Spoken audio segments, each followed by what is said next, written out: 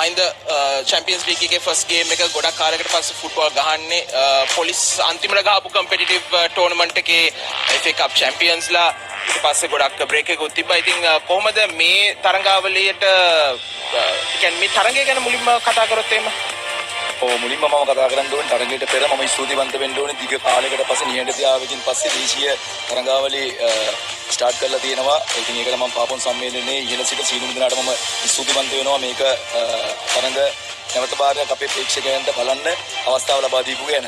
ඉතින් ඒකම අපි මේ තරඟයේ සම්බන්ධව අපි ඇනලයිස් කරා. මම සාමාන්‍යයෙන් ඕනි කණ්ඩායමකට ඉස්සෙල්ලා ඒ කණ්ඩායම ගැන අපි බලනවා කොහොමද කියලා. ඉතින් විශේෂ තරඟයක් මේක. මොකද ඒ කණ්ඩායමේ පුහුණුකරු කියන්නේ රූමි පකිරලි පොලිස් කණ්ඩායමත් කාලයක් පුහුණු වීම කරා. ඔහුගේ යටතේ මම ක්‍රීඩා කළා. එතකොට ඊට පස්සේ මම දන්නවා ඒ පුහුණුකරුගේ පුහුණු විලාසය මොකක්ද කියලා. ඉතින් ඒ විලාසයට අනුව මම මගේ කණ්ඩායම හැඳ ගැසුවා. මොකද මගේ කණ්ඩායම විශේෂත්වයක් වන්නේ මම කිසිම විදේශීය ක්‍රීඩකයෝ අපි ලබා ගැනීමක් කරේ නැහැ. දේශීය ක්‍රීඩකයන්ගේ දේශීයත්වය හැකියාව අපිට පෙන්වන්න උවමනා වෙලා තිබ්බා. නමුත් ඒගොල්ලන් කණ්ඩායමේ විදේශීය ක්‍රීඩකයෝ 4 දෙනෙක් ක්‍රීඩා කරා. නමුත් අපි ස්කෝර් එක 3-1 ලෙස අපි ජයග්‍රහණය කරා. මොකද අපි දන්නවා ඒ කණ්ඩායමේ පුහුණු විලාසය මොකක්ද, ඒගොල්ලෝ ක්‍රීඩා කරන්නේ මොන ආකාරයෙන්ද, ඒවා අධ්‍යයනය කරලා තමයි මම අද කණ්ඩායමේ ෆස්ට් 11 එක සිලෙක්ට් කරලා අපි ඒ අවස්ථාවට තරඟ කරන්න අපි කටයුතු කළේ.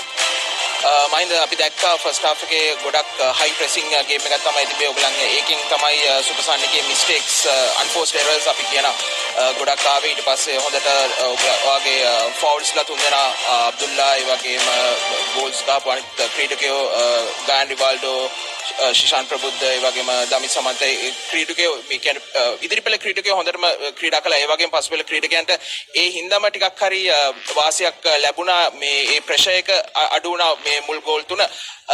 ෆස්ට් හාෆ් එක මම හිතනවා 100%ක් සෑමකට පත් වෙන ඇති කියලා. නමුත් සෙකන්ඩ් හාෆ් එකේ මුල chances කීපයක් තිබ්බා. ඒක මිස් කරා. අන්තිම වෙද්දි පොඩ්ඩක් කියන්නේ පොඩි පසුබෑමක් දැක්කා. ඔබ ඒ ගැන මොකද හිතන්නේ? ඉදිරි තරඟ ගැන ඉදිරි තරඟ ගැන මොකද්ද බලාපොරොත්තු වෙන්නේ? ඔව් මගේ කණ්ඩායම ඉදිරි ක්‍රීඩකයෝ වගේ නෙමෙයි. ක්‍රීඩකයෝ 11 දෙනා මම හිතන්නේ ඉතාමත් හොඳට ක්‍රීඩා කරා. ඒකේ ප්‍රතිඵලය තමයි අපි ජයග්‍රහණය. නමුත් ඒකෙදි අපි කොටස් දෙක ඔබතුමා කැඩුවා. හරි අපි ඉදිරි පෙළ ක්‍රීඩකයෝ කොහොමද කරේ කියලා. ඉදිරි පෙළ ක්‍රීඩකයෝ අපි හයි ප්‍රෙසින් කරා.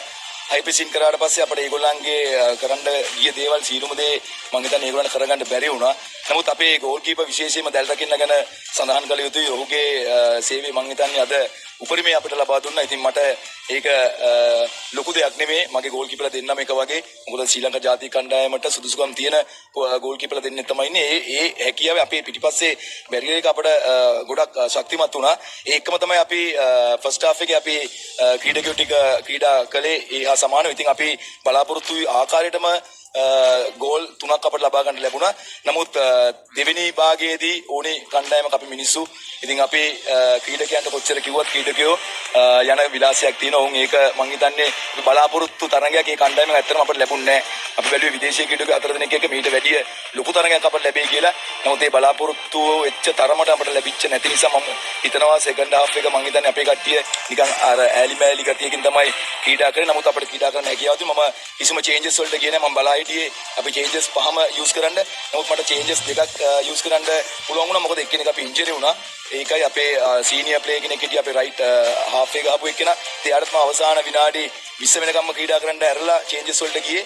නමුත් මගේ බෙන්ච් එකේ තවත් මීට වැඩිය දක්ෂ ක්‍රීඩකයෝ යෝන් ක්‍රීඩකයෝ ඉන්නවා. ඒක ගැන කියන්න ඕනේ. ඉතින් එතකොට මම ස්තුතිවන්ත වෙනවා. මොකද හයි ප්‍රෙසින් එක අපිට කරන්න පුළුවන්කම ලැබුණා. මොකද ජාත්‍යන්තර තරඟ මෙහි ක්‍රීඩා කෙරෙව්වා.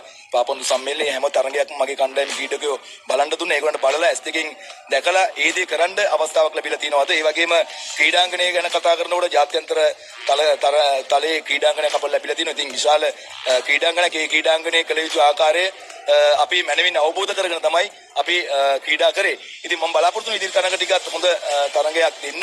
අපි බලමු. අපි හැම එකක්ම ස්ටෙප් බයි ස්ටෙප් අපි යන්නේ. ඉතින් පළවෙනි හර්ඩල් එක තමයි මම අපේ ක්‍රීඩකයන්ට දුන්නේ. අපි ඊට පස්සේ අපි දෙවෙනි තරඟ ගැන අපි හිතනවා. බොහොම ස්තුතියි සුබතනා ඉදිරි තරඟ